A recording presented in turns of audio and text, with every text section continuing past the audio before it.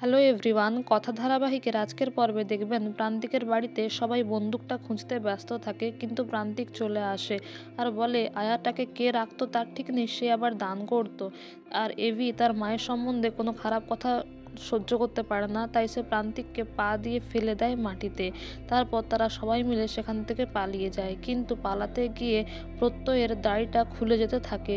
আর ঠিক সেই সময় প্রান্তিক আড়াল থেকে দেখে নেয় যে এটা তো প্রত্যয় সরকার, তার মানে এখানে এভি কথা এবং তার পরিবারের মেম্বাররাই এসেছিল। তারপরে সবাই একজোট হয়ে পালিয়ে যায়, কিন্তু এভি কথার মধ্যে খুনসুটি চলতে থাকে, ঝগড়া চলতে থাকে। তারপর কথা পালিয়ে যেতে থাকে।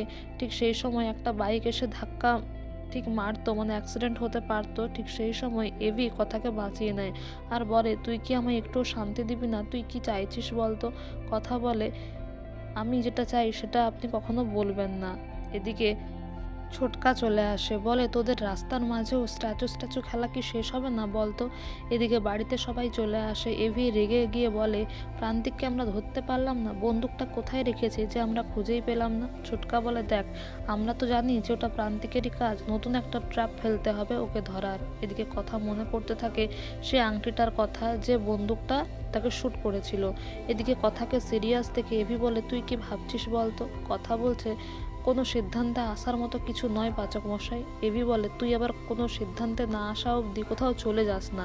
এই কথাটা শুনে অর্ণা আর প্রিয়াও বলে, হ্যাঁ তুমি আবার দরজা জানালা দিয়ে পালিয়ে যেও না। এই বলে সবাই কথাকে একটু ওর পালিয়ে যাওয়া নিয়ে কথা শোনায়। তারপরে ছোটকা সবাইকে থামিয়ে দেয়। এদিকে এভি বলে, দেখ তুই আমায় প্রমিস কর, তুই একা একা কোথাও যাবি না। তখন কথা বলে, আপনি কেন এত চিন্তা করছেন বলুন তো আমাকে নিয়ে?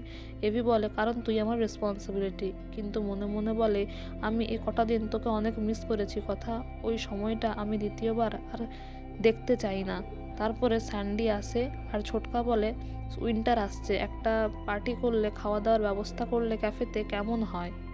এদিকে কথাও বলে যে মা তো এসেছেন, কিন্তু একবারও ক্যাফেতে যায়নি, তা নিয়ে গেলে কেমন হয়? এভি রাজি হয়ে যায়, সবাই খুব খুশি হয়। এদিকে প্রত্যয় আর ঋতুর মাঝখানেও একটা খুনসুটির মিষ্টি মুহূর্ত দেখতে পাবেন।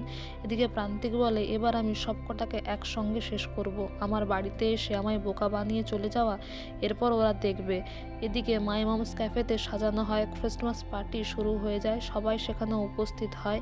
এদিকে এভি কথা তার মাকে নিয়ে ক্যাফেতে আসে, আর এভি তার ক্যাফেটার প্রত্যেকটা জায়গা তার মাকে দেখায়, কোথায় কিচেন আছে, কোথায় তার অফিস। আর সেই চেয়ারটা যেটা সে তার মায়ের জন্য আগলে রেখেছিল সেটা নিয়ে আসে আর বলে, তুমি এখানে বসো, এটা অনেক যত্ন করে প্রথম দিন থেকেই আমি রেখেছি। আর এটা মাই মমস ক্যাফে, এটা তোমারই ক্যাফে, তোমার বানানো রেসিপি দেখে দেখেই আমি এটা শুরু করেছি।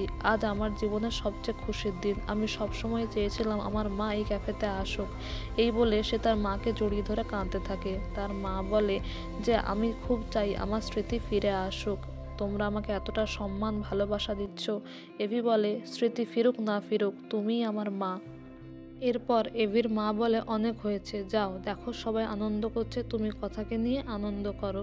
তো বন্ধুরা, এই ছিল আজকের আপডেট। এই ধরনের আরও আপডেট জানতে আমাদের সঙ্গে যুক্ত থাকুন। Thank you so much for watching the video.